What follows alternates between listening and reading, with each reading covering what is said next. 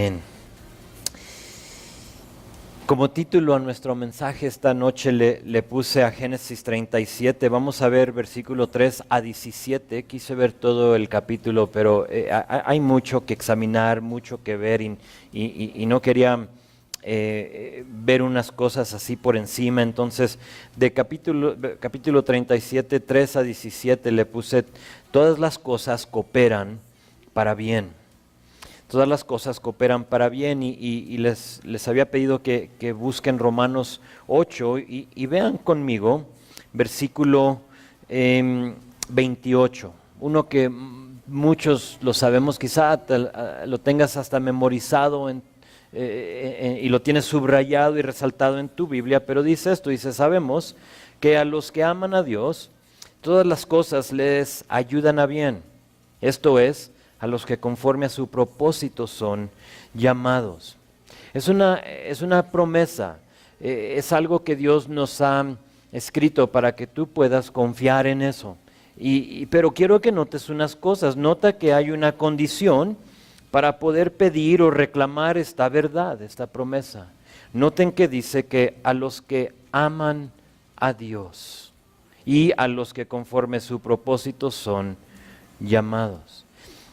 Eso es sumamente importante. La primera porción, más que nada, los que aman a Dios, porque tengo que de nuevo notar que no dice al que confía en Dios. Tampoco dice al que cree en Dios o el que sigue a Dios. Aunque son buenas cosas y son muchos los que dicen: oh sí, yo confío en Dios, yo creo en Dios. Si yo quiero seguir a Dios, pero solo cuando lo necesito.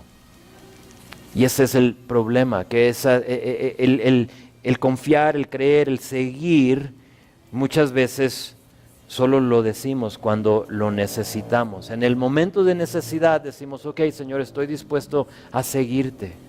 Confío en ti, Señor. Pero como muchos hemos visto, Dios obra en sus vidas solo para olvidarse de Él. Y de pronto ya no era suficiente solo confiar. El amar a Dios es la raíz de la vida que confía, que cree y que sigue.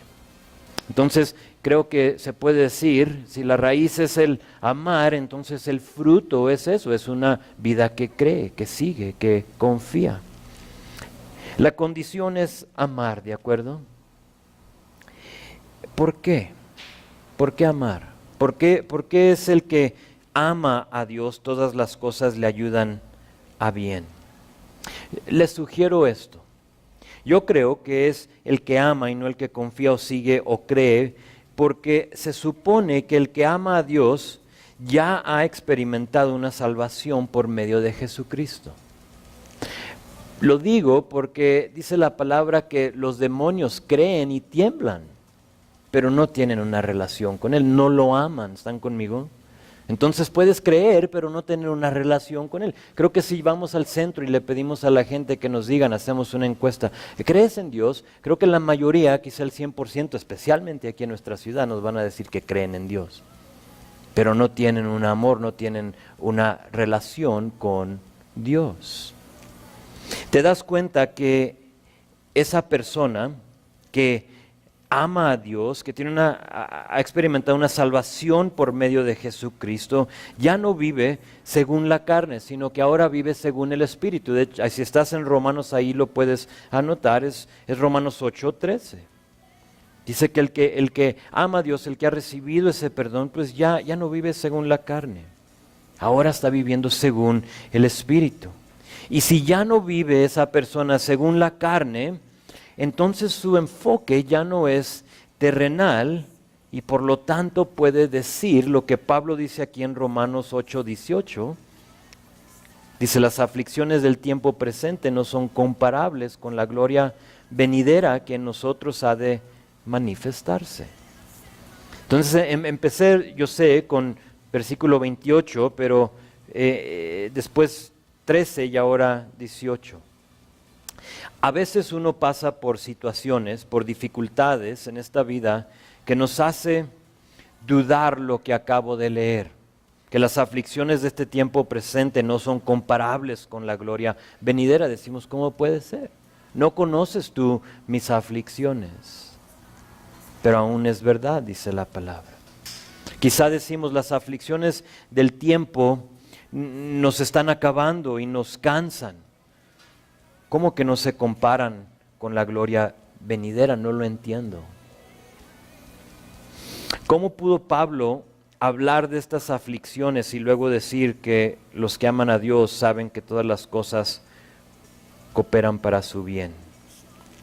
Creo yo que porque Pablo les estaba hablando a personas que se habían entregado a Dios al 100. O sea, totalmente, una entrega total. No solo cuando lo necesitaban, no solo cuando les parecía bien, sino que al 100, todas sus vidas. Pablo asume que el oyente tiene una vista vertical y no horizontal, que estamos viviendo nuestras vidas enfocados en Él, en lo venidero. Por eso es que él puede decir eso, que las aflicciones del tiempo presente no son comparables con la gloria venidera. ¿Cuál es tu enfoque? ¿En qué estás enfocando tu día a día? ¿En lo horizontal? Te vas a cansar, te vas a agobiar. Me voy a cansar, me voy a cansar. Ahora, si no hemos entregado todo a Él, entonces las injusticias, las maldades y las incertidumbres de esta vida nos van a abrumar. Es parte de. Te van a abrumar, te van a cansar. Te vas a dar cuenta que, fíjate en esto, que solo confiar, seguir y creer no es suficiente.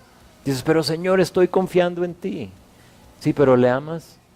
¿Y cómo le muestras que le amas? ¿Te has entregado al 100 a Él? O sea, uno sigue al otro. No se vale o no tiene el peso necesario el solo confiar y creer sin amarle. Nunca podremos entender lo actual, y cuando digo eso a lo mejor tú estás pasando por una situación muy difícil. Nunca vas a poder entender lo actual si solo venimos a Él cuando lo necesitamos en lugar de vivir necesitados de Él todos los días. Nuestra historia de hoy es un buen ejemplo de eso, y por eso es que empecé hablando de Romanos 8:28. José está por experimentar algo que él no pidió. Lo que estamos por ver en la vida de José no fue como que él dijo, sí, yo me apunto para vivir eso. Simplemente le está pasando a él la vida. José está por experimentar algo que va a cambiar su vida para siempre, absolutamente para siempre. José está por experimentar algo que, como decía, no sé si recuerdas el domingo cuando compartió aquí Bruno, nos decía que no podemos ver dónde cae la piedra que Dios lanza, ¿recuerdas? O sea, tú sí la tiras y sí la ves, llegó allá. Pero cuando Dios es el que está lanzando, cuando Dios es el que la ve y tú no la puedes ver, es lo que estamos viendo o lo que veremos hoy. Y tal vez tú estás en una situación donde no entiendes por qué están pasando ciertas cosas en tu vida. Lo primero que te quiero que preguntes antes de examinar el texto es esto: ¿amo a Dios con mi vida de una manera que vivo para Él y solo para Él? Ahí empieza según Romanos 8:28. Todo el que ama a Dios, el que ama a Dios, todo coopera para su bien. Entonces la primera pregunta es eso: ¿amo a Dios con mi vida de una manera que vivo para Él y solo para Él? Si tú puedes honestamente decir que sí, yo vivo solo para Él, entonces la segunda cosa es que quiero que sepas que aunque tú no ves dónde cayó la piedra que Dios tiró, Él sí la ve. Y ahí es donde entra esta confianza. Ahí es donde entra decir, bueno, Señor, no lo entiendo, pero tú sí. Entonces es tuyo. Eso debe de darte paz y tranquilidad y puedes entonces creer Romanos 8:28, porque quizás tú lo has leído y dices, pero es que no entiendo cómo todo esto funciona para el bien. ¿Cómo es que todo lo que estoy viviendo coopera para el bien de Dios? Pero cuando empiezas con amar, ahora ya como vas poniendo las cosas en orden. Entonces, hoy en nuestro texto quiero que notes el espíritu de paz en la vida de José. Como lo hablamos y lo vimos la semana pasada, aunque era un joven, José tiene 17 años aquí en Génesis 37. Que para ustedes los jóvenes creo que, ojo, o sea, vean bien lo que está por suceder en nuestro texto. Y aunque era un joven de 17 años, José era un varón que amaba a Dios. El texto no nos lo dice, pero creo que porque tenemos toda su historia, vemos de versículo 37 a 50 y la podemos leer, sabemos que José amaba a Dios y solo vivía para Él. ¿Sabes que en los capítulos que registra la vida y graba la vida de José no hay ninguna cosa mala dicha de Él? Ahora, era pecador igual que tú y yo, pero es interesante que no se habla de cosas como su hermano Rubén, que se acuesta con la concubina de su padre y cosas así que dices, ¿y luego eso qué? O como vamos a ver en el próximo capítulo con Judá, o sea, cosas extrañas y raras, no se habla de José. El texto nos dice que lo que hizo... discúlpame, dejamos nuestra historia, donde José regresa a su padre después de estar cuidando sus ovejas, ¿recuerdan? Verso 1 y 2. Él está con las ovejas de su padre y regresa y le da una noticia a su padre. Le dice que ellos estaban haciendo cosas malas, no nos dice exactamente qué, vimos que esa palabra es maldición, entonces ellos estaban haciendo cosas que no debían hacer. Y interesantemente, porque hoy vamos a empezar con verso 3, no nos dice qué hizo Jacob con esa información. No nos dice si él los confrontó, no nos dice si él solamente los observaba. Simplemente vemos que en verso 2 José viene y le dice a su padre, y luego verso 3, fíjate lo que dice. Dice, llamaba a Israel a José, más que a todos sus hijos, porque lo había tenido en su vejez, y él hizo una túnica de diversos colores. Una de las historias que usamos seguido con los niños, ¿no? En la escuela dominical, nos encanta esta historia. Y aquí estamos viendo que tiene un amor Jacob por sus hijos en su totalidad, pero un amor especial por José. Cuando dice Israel, sabes que es Jacob, entonces si digo Jacob es Israel, es la misma persona. Le manda hacer Israel una túnica a su hijo José. Ahora esta túnica hubiera sido una túnica de manga larga, y no solo de manga larga, sino de mangas grandes, o sea que colgaban, y larga en que llegaba hasta los tobillos. Entonces haz de cuenta una bata. Era una túnica así, grande. La idea es que la persona que trae una túnica con mangas grandes y anchas, obviamente no iba a trabajar, ¿verdad? Pues ¿cómo? O sea, eso no era la vestidura de alguien que andaba en el campo, y ahorita vemos un poco del significado de esto. La túnica pudo haber sido entretejida, porque la traducción de diversos colores es adecuada, es perfecto. Y puede haber que fue una túnica entretejida con hilos de diversos colores, dicen algunos. O pudo haber sido pintada también de diversos colores. Pero creo que lo más probable es que era una túnica hecha de diferentes piezas de tela de diferentes colores y luego cosidas. Haz de cuenta una colcha. Oh, me encantan las colchas. Tengo una, pero quiero otra. Me encanta cómo es que pueden tomar pedazos de tela y las cosen y salen una colcha. Y eso es como la idea de esto, ¿no? No nos dice exactamente, pero algo así. Esta túnica no solo era una muestra de amor por él, sino que también tenía un significado de primogenitura. Les hablé de las mangas, del tamaño, de lo largo que era. Ahora recuerden que Rubén, su hermano, el primogénito, el más grande, ya había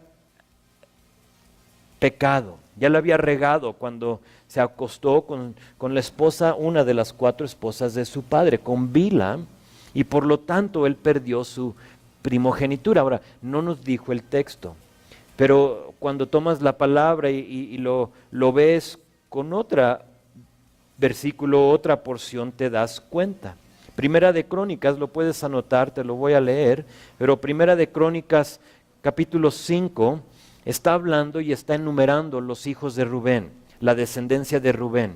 Y allí donde empieza, dice en versículo 1 de Primera de Crónicas 5, dice, los hijos de Rubén, primogénito de Israel, y luego tiene un paréntesis. Dice, porque él era primogénito, más como violó el hecho de su padre, sus derechos de primogenitura fueron dados a los hijos de José, hijo de Israel, y no fue contado por primogénito. Bien que Judá llegó a ser el mayor sobre sus hermanos y el príncipe de ellos, mas el derecho de la primogenitura fue dada a José. Y luego ahí sigue enumerando la descendencia de Rubén.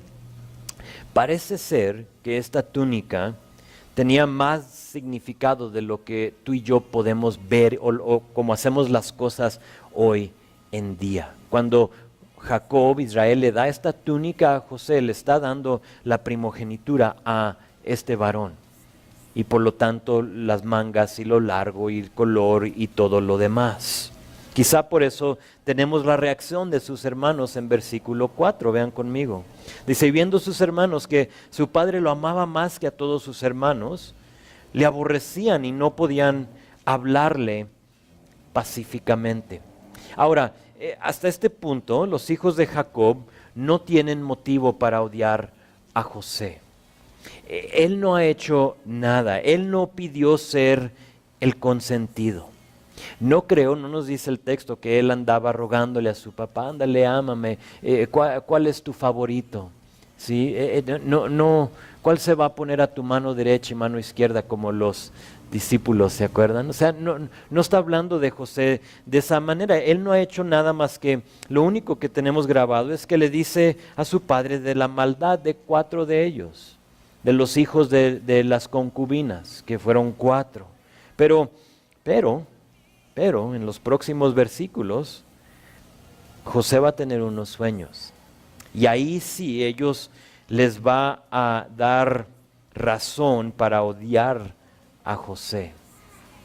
Pero hasta ahorita no ha hecho nada. Hasta ahorita él simplemente resulta ser el consentido y está viviendo su vida, y lo tengo que notar porque quiero que sepas que él no lo está pidiendo, o sea, lo que está por venir, él no es culpable de estas cosas. A veces nosotros vivimos consecuencias por las cosas que hemos hecho. En este caso, José no ha hecho nada, simplemente está viviendo, ama a Dios, y aquí empezamos a ver las injusticias, las cosas malas en la vida de José. Quiero que vayan notando las veces que José pudo haber dicho, ¿por qué Dios? ¿Por qué esto en mi vida? Este es uno de los puntos, una de las veces que él pudo haber dicho, Señor, ¿por qué? O sea, ¿por qué me odian? ¿Por qué es que me aborrecen? ¿Y por qué es que no hablan bien de mí? O sea, ¿yo qué hice? Pero el texto no nos habla de eso, no nos dice absolutamente nada de eso. Así es que este odio tuvo que venir solo por el amor especial de José, de Jacob, discúlpame, a José. Eso fue lo que provocó el no poder hablar pacíficamente de él, creo yo, fue provocado por este amor especial de Jacob a José.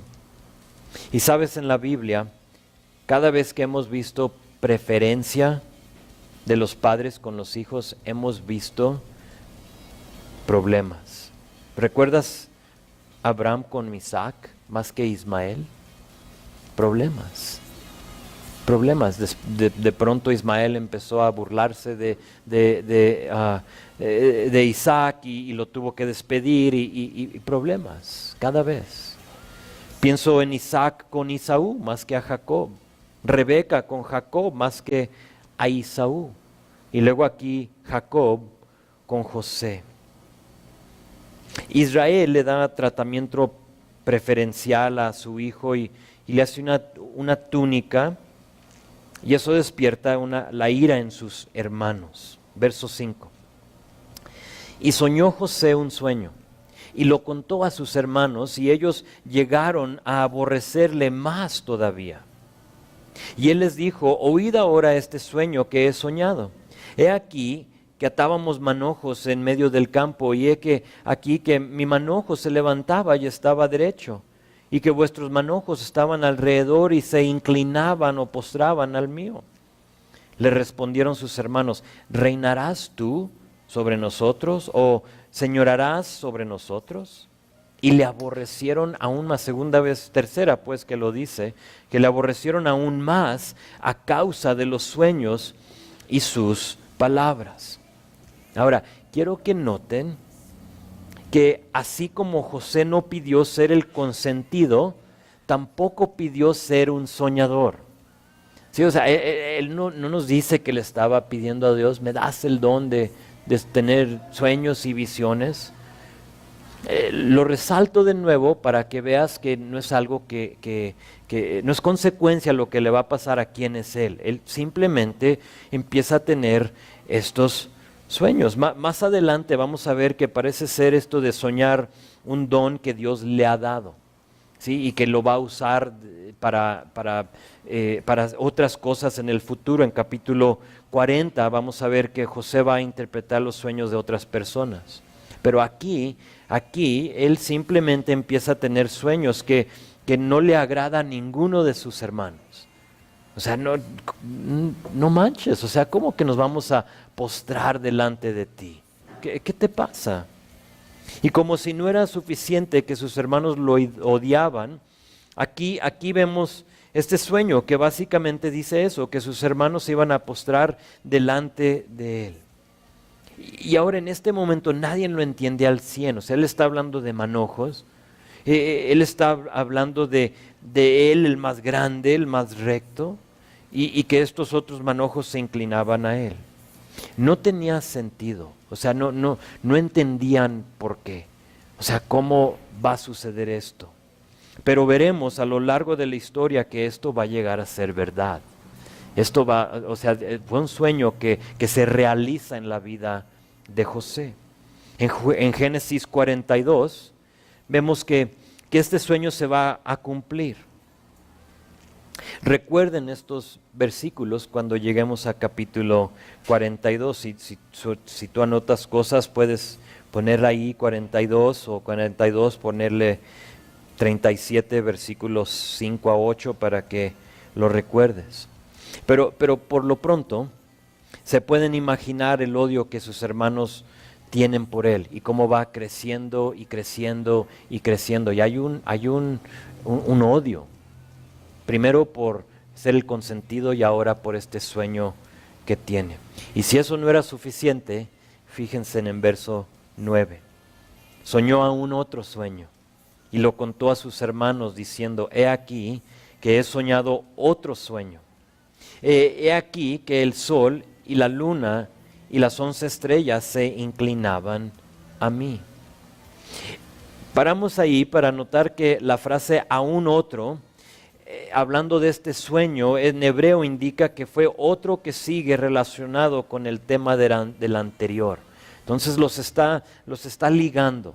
Este primero ahora se liga con el segundo. Se puede decir en secuencia, uno y luego el otro. Ahora, si yo fuera José, creo que me hubiera quedado callado por la reacción, ¿no?, que tuvieron los hermanos. O sea, ya me odian, o sea, ¿qué voy a hacer con este sueño? Pero también tenemos que entender que José tiene ¿cuántos años? 17. Y a veces a los 17 años no percibimos esas cosas, no lo captamos, ¿verdad? Y es joven, o sea, es humano. Y él lo dice, o sea, no van a creer. Tuve otro sueño. José les cuenta y yo creo que puede haber dos posibilidades de por qué les dijo. Obviamente, quizás tres, obviamente porque es joven, 17 años, pero también yo creo que José les pudo haber dicho para librarse de la carga de fingir el primer sueño. Quizás él les quiso decir que él no tenía malas intenciones. O sea, yo no me estoy inventando estas cosas, simplemente lo estoy soñando y esto es lo que estoy viendo. Y por lo tanto les dice, miren, he soñado otra vez. O sea, no es casualidad lo que está pasando aquí. La otra cosa, es posible que él no conocía el resentimiento total de sus hermanos. Quizá él los veía un poco molestos con él, pero no lo veía y quizás pensó que deberían considerarlo más seriamente. Quizás él les está diciendo, ya son 2 sueños, quizá hay algo divino entre de esto. O sea, por algo lo estoy soñando. O sea, no quiso quedarse con él adentro. No nos dice por qué les dijo este sueño, pero es muy similar al primero. Son 11 estrellas, y esas 11 estrellas obviamente son sus 11 hermanos. Y ellos se postraban delante de él, y este sueño tiene algo diferente. Tiene otra parte. Aquí menciona una luna y el sol, que obviamente habla de sus padres. De hecho, que ahorita nos lo va a confirmar Jacob. ¿Cómo estás diciendo que tu padre, que yo y tu madre, discúlpame, nos vamos a inclinar? Estos 2 sueños se van a realizar cuando sus hermanos van a Egipto para buscar alimento por la hambre que había en la tierra. Y el primer sueño, si notaste, no menciona a sus padres. ¿Por qué? Porque en el primero de los 2 viajes que toman sus hermanos a Egipto a pedir grano, solo van los hermanos, no va el padre. Entonces, obviamente, ¿cómo se iba a postrar ahí? No los menciona. O sea, eso tiene validez. Pero ya en la visita posterior, irá Jacob con ellos. Su mamá ya falleció. Ahora, este sueño tiene más significado que eso. No tenemos el tiempo para verlo, pero de todos modos les quería hablar de esto, porque muchos toman Apocalipsis 12, y lo puedes anotar ahí, no lo vamos a ver, pero Apocalipsis 12 lo toma mayormente la Iglesia Católica para confirmar que la Virgen María forma parte, o una parte más grande de lo que se le ha otorgado. Pero, la mujer de Apocalipsis 12, porque si lees ahí Apocalipsis 12 va a hablar de una mujer, y habla de esta mujer y dice que esta mujer tiene 2 estrellas, ya hay una luna, ya hay el sol y todo esto, y ellos lo toman y dicen es que es María, es la mujer que le dio el nacimiento al Mesías, a Cristo, pero no lo es. Si tú lo ligas aquí con Génesis 37, te das cuenta que las 2 estrellas, la luna y el sol, está hablando de Israel, no está hablando de María. Israel realmente antes de María es el que le da paso al Mesías, ¿de acuerdo? Por eso es que Dios ha guardado la línea. Por eso es que Dios está manteniendo esta pureza con el tribu de Judá, con Israel en su totalidad para encaminar y para darle paso al Mesías. Y aquí te lo confirma, las estrellas sus hermanos, la luna y el sol, los padres. Es un estudio muy interesante y te animo a que lo veas y lo estudies. Es bueno, es bonito verlo, pero fíjense en la reacción de Israel y de sus hermanos, verso 10 y 11. Y lo contó a su padre y a sus hermanos. Y su padre le reprendió y le dice esto, le dice, ¿qué sueño es este que soñaste? ¿Acaso vendremos yo y tu madre y tus hermanos a postrarnos en tierra ante ti? Como dije, su madre ya ha fallecido y sus hermanos le tenían envidia, mas su padre meditaba en esto. Jacob como que algo sí le parecía extraño, decía, oye, pues, ¿por qué? Meditaba, o sea, lo contemplaba un poquito más profundo que sus hermanos. Sus hermanos, al contrario, tuvieron envidia. Así es que eso no solo causó odio en versos 4 y 5, sino aquí que también envidia. Va creciendo este disgusto de José a sus hermanos y cuidado con la envidia, es algo que envenena tu alma. Cada vez que vemos lo que alguien más tiene o vemos lo que ha sucedido en la vida de alguien más, es esa envidia y empieza a envenenarte, es como un cáncer en tu ser y empieza a comer cosas en ti y empieza a transformarte en otra persona. Deberíamos de hacer lo que dijo Pablo en Filipenses 4. Dice esto, dice, no lo digo porque tenga escasez, pues he aprendido a contentarme cualquiera sea mi situación. Dice, sé vivir humildemente y sé tener abundancia en todo, y por todo estoy enseñado, así para estar saciado como para tener hambre, así para tener abundancia como para padecer necesidad. Y luego dice, todo lo puedo en Cristo que me fortalece. Creo que la clave ahí es estar contento. ¿Qué te ha dado Dios hoy? ¿O qué no te ha dado Dios hoy? Como se ha dicho, si no lo tienes, no lo necesitas. Y puedes tú confiar en eso.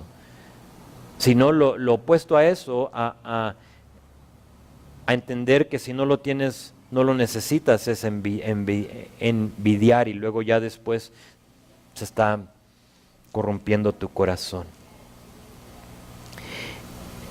Quizá aquí podemos entender la envidia y el odio de sus hermanos. Vamos a ponernos en su lugar por un momento.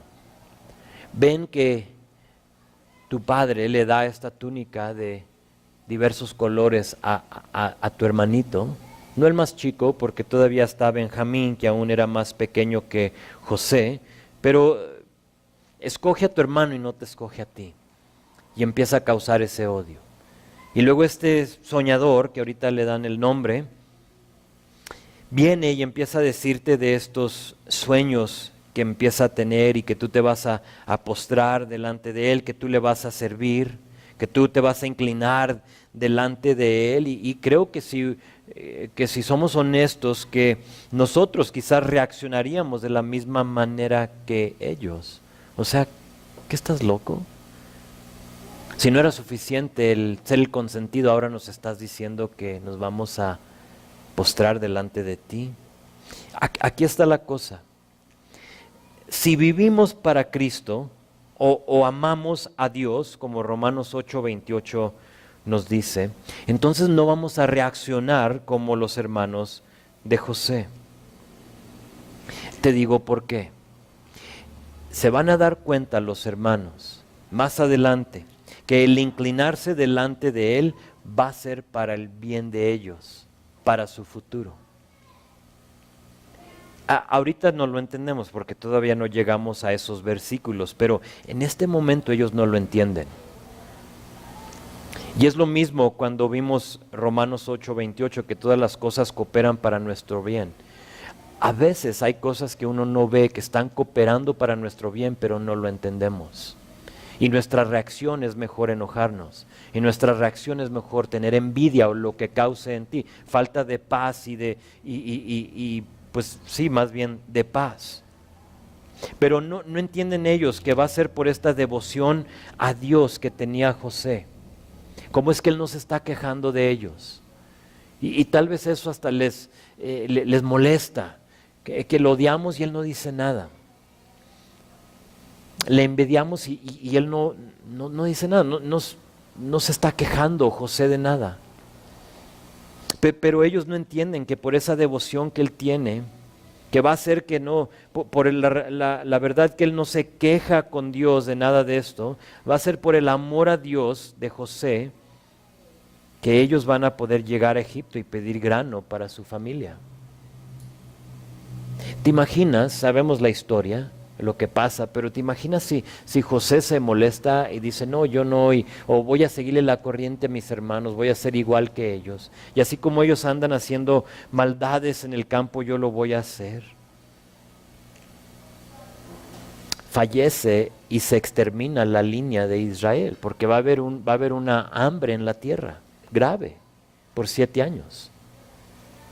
Pero si no pasa todo esto en la vida de José, él no llega a ser el rescatador de ellos, que Eso tiene muchas paralelas con Jesucristo y eso lo veremos la semana que entra. Va a haber muchas cosas que son iguales a lo que hizo Dios del momento que Él viene y le da el reporte a su Padre de la tierra, de la condición de sus hermanos. Y cómo es que el Padre ama a su Hijo y todo lo demás, me adelanto. Pero bueno, cuando no tenemos esa relación con Él, de amarlo, de entregarnos al 100 a Él, cuando no estamos impuestos a ver cómo es que Dios dispone todas las cosas para el bien de quien los aman, nos saca de onda las cosas. Y vivimos cosas y decimos, pero no lo entiendo. Y dice Dios, pero es que no lo tienes que entender. Solo ámame y yo me encargo de lo demás. Nos encontramos odiando, envidiando, discúlpame, y de pronto pues hasta pecando. Vean, vean conmigo verso 12. Después fueron sus hermanos a apacentar las ovejas de su padre en Siquem. Ahora es interesante porque Siquem, si recuerdas, es el lugar donde Dina, la hermana de ellos, fue violada por el príncipe de Siquem, ¿recuerdan? Capítulo 34. Y ahí ellos deciden ir a apacentar a estas ovejas. Siquem está a unas distancias de 80 kilómetros de donde estaban.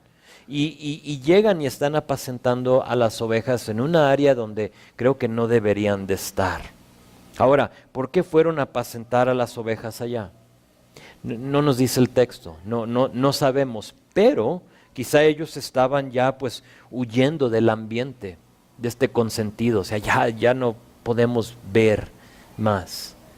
Quizá ellos están huyendo de estos sueños de este José y están cansados y dicen, pues vamos a apacentar a las ovejas. Recuerdan que Jacob era un hombre de ganado, o sea, no era un hombre de guerra, sino que tenía sus ganados y a eso se dedicaban, eran pastores. Entonces sus hijos están haciendo esto y no sabemos por qué andan por allá, pero verso 13 dice, y dijo Israel a José, tus hermanos apacientan las ovejas en Siquem. Dice, ven y te enviaré a ellos. Y él respondió, heme aquí. E Israel le dijo, ve ahora, mira cómo están tus hermanos y cómo están las ovejas, y tráeme la respuesta. Y lo envió del valle de Hebrón y llegó a Siquem. Si recuerdan, cuando Jacob se dio cuenta de que el príncipe había violado a su hija Dina, cuando vivían en Siquem, capítulo 33, 34, y sus dos hijos matan a todos los hombres de Siquem. Al final ahí, cuando se da cuenta de eso, en capítulo 34, dice esto Jacob, dice, me han turbado con hacerme abominable a los moradores de esta tierra, el cananeo y el fereceo, y teniendo yo pocos hombres, se juntarán contra mí y me atacarán y seré destruido y yo y mi casa. Quizá aquí se encuentra Jacob un poco preocupado, ¿no? Como que recuerda eso, híjole, esos son mis hijos. Si se dan cuenta que somos nosotros, los dos que mataron a todos los hombres de Siquem, ahí andan, entre los 11. Qué valor, ¿no? De estos hombres de decir, vamos a regresar a un lugar donde hicimos una maldad. Parece ser que como todo padre se preocupó Jacob y manda a José a ver cómo les va. Ahora, interesante también aquí esto, vean que Jacob no tiene idea que esta será la última vez que iba a ver a José por aproximadamente 22 años. José tiene 17 años y lo va a enviar y jamás lo va a ver. Bueno, por 22 años. Interesante, no tenía idea, no sabía. Digo 22 años porque en Génesis 41, 46 dice que José va a tener 30 años cuando llegó a trabajar por Faraón. Entonces ahí sí le calculas, ves que pues obviamente ya creció, que son 13 más años, Después, en verso 53, de ahí de mismo capítulo 41, dice que se cumplieron 7 años de abundancia después de eso. Entonces estamos a 20 años. Y en Génesis 45, versículo 6, nos dice que se habían cumplido 2 años de hambre cuando llegaron los hermanos de él a Egipto. Entonces, si lo calculas, si haces la matemática, son aproximadamente mínimo 22 años. Y van a ser 22 años de dolor, de llanto y de luto para Jacob. Él no tenía idea que jamás, o bueno, por 22 años no iba a ver a su hijo. Verso 15. Lo manda. José obedece. De nuevo, esto tiene simbolismo de Cristo, pero él lo manda y el hijo acepta, dice, heme aquí, y sale. Y luego en verso 15 dice, y lo halló un hombre, andando él errante por el campo, y le preguntó a aquel hombre diciendo, ¿qué buscas? José aquí se pierde y se encuentra dando vueltas en el campo, llega a la área y no los ve y le dice a este hombre, le dice, ¿qué buscas? Interesante, o sea, este hombre sale o sea, aparece en nuestra historia y quizá le dice, oye, ya diste 3 vueltas enfrente aquí de mi carpa y te veo obviamente, no eres de aquí. ¿Qué buscas? ¿Qué está pasando contigo? ¿A quién buscas? Ahora, ¿quién es este hombre? No nos dice, ¿verdad?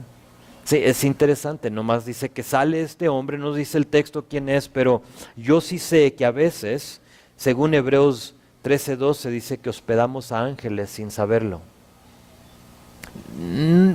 No estoy diciendo que es un ángel, pero quizá. O sea, sí es cierto lo que dice Hebreos y creo que sí es. Quizá pudo haber sido un ángel mandado por Dios. José obviamente dice que anda el errante, o sea, anda perdido básicamente. Y no los encuentra y este hombre se le aparece. José anda desesperado y perdido y sale este hombre y le dice, fíjense que él le ayuda, le dice José en versículo 16, dice, busco a mis hermanos, te ruego que me muestres dónde están apacentando. Ahora les recuerdo, están a 80 kilómetros de donde ellos vivían. No es del centro a Santa Teresa, o sea, estamos hablando una buena distancia. ¿Dónde están mis hermanos? Ellos estaban apacentando por aquí. Y aquel hombre le respondió en versículo 17, hasta aquí vamos a ver hoy. Le dice esto, le dice, ya se han ido de aquí y yo les oí decir, vamos a Dotán.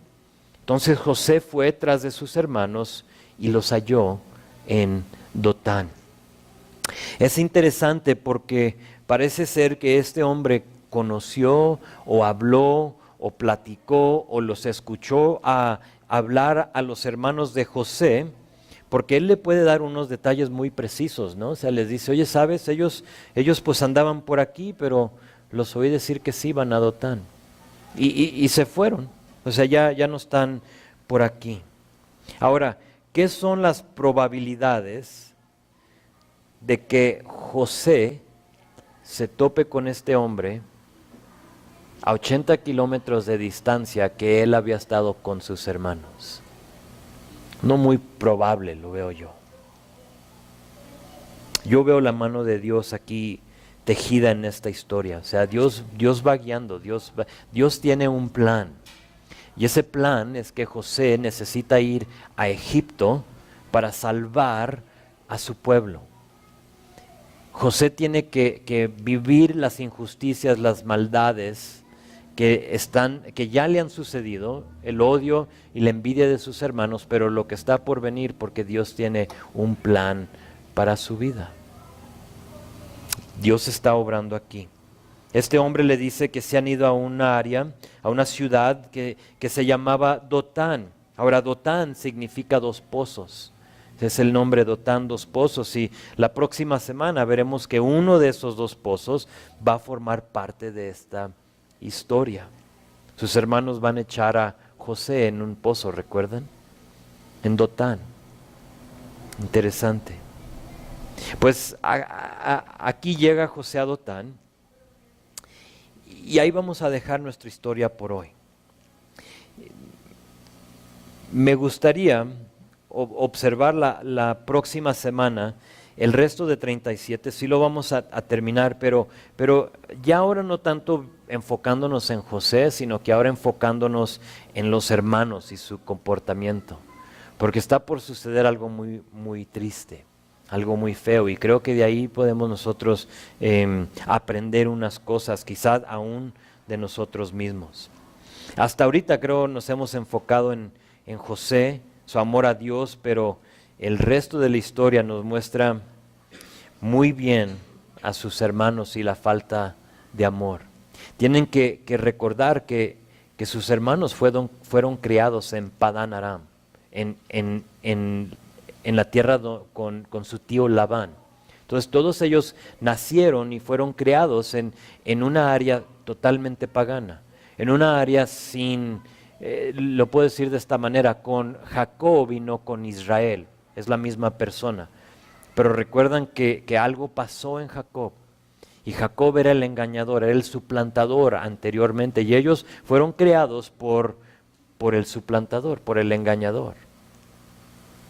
Pero José fue criado, por Israel, por el nuevo Jacob. Y hay esperanza para José. Sus hermanos, vemos que ellos solamente están siguiendo en los pasos que vieron a su papá hacer. Y lo vamos a ver cómo van a matar un cabrito. Así como Jacob, si te acuerdas, y su mamá mataron al cabrito y le pusieron las pieles sobre las manos a Jacob para engañar a su padre Isaac. Y ellos mismos van a engañar a su padre. Así como Jacob engañó, ahora a él le toca ser engañado. ¿Por qué? ¿Es karma? No creo. Pero la Biblia es muy clara, que lo que tú siembras vas a cosechar. Entonces, si tú siembras eso con tu familia, con tus hijos, y no muestras un amor a Dios, como lo vimos en Romanos 8, entonces, ¿qué piensas que tus hijos van a ver?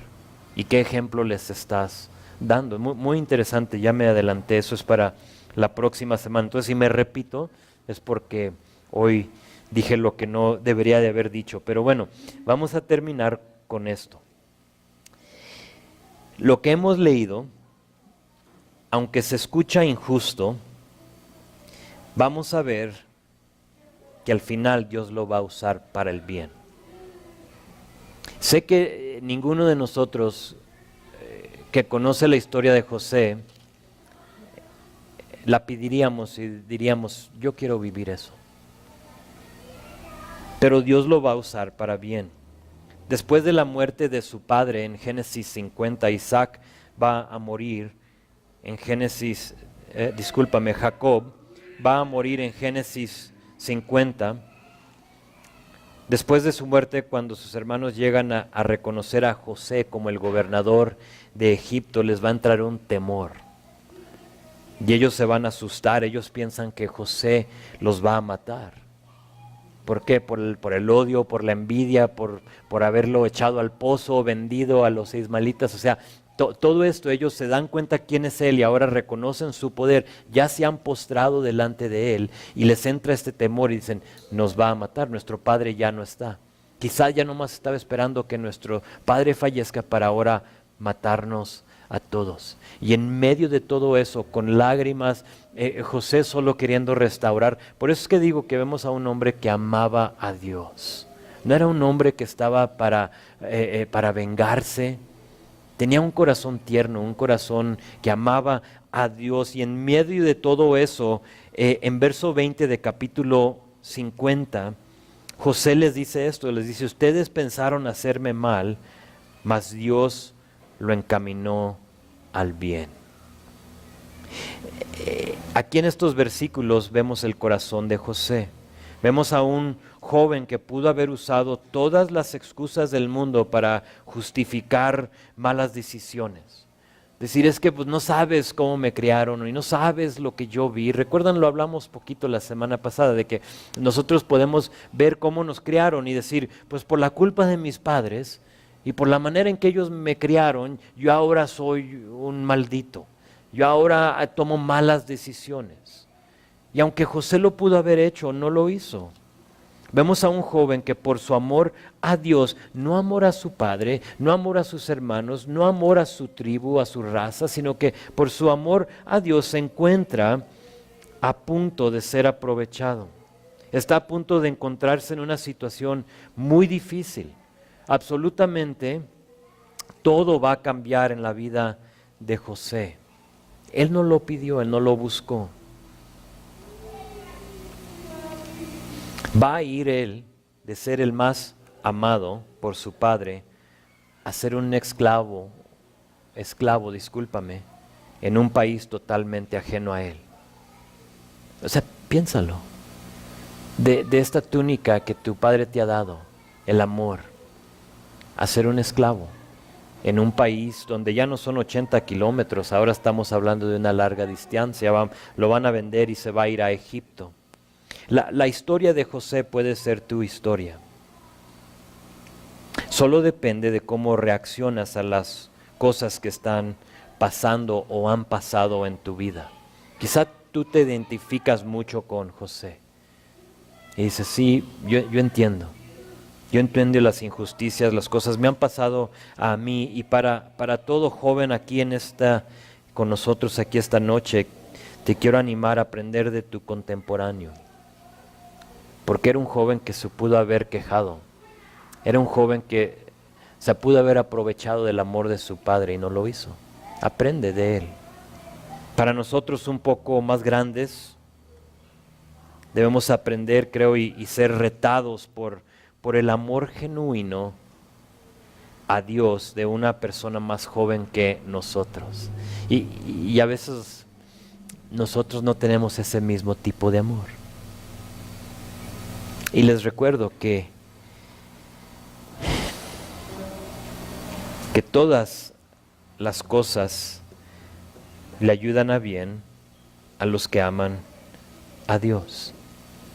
José no lo entiende, quizá tú no lo entiendas, y no lo puedo explicar, no sé cómo explicarlo, no sé cómo decirlo, pero nuestra responsabilidad es solo amar a Dios y Él se encarga de lo demás. Tú solo ama a Dios.